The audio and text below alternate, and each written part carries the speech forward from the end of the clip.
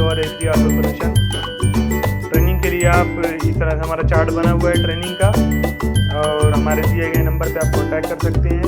सारे topic cover किए हैं, वो राइट किए हुए हैं, और आपको ट्रेनिंग चाहिए तो आप इस नंबर पे कांटेक्ट कर सकते हैं।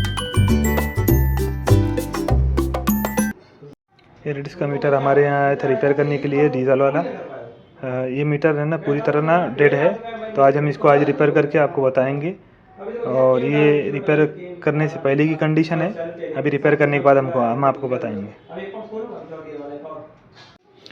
देखिए रिपेयर करने कंडीशन के बाद में, रिपेयर करने के बाद में देखिए इसकी कंडीशन है, ये मीटर ऑन हो गया टोटली। इसका चेक इंजन लाइट है, इमोक लाइट है। अब हम इसको असेंबल करके पूरी तरह आपको बताएंगे। देखिए हमारा मीटर ऑन हो गया, और ये मीटर हमारा डेड कंडीशन में था, और हमने आज इसको रिपेयर किया है। ये देखिए आपके सामने एग्जांपल है।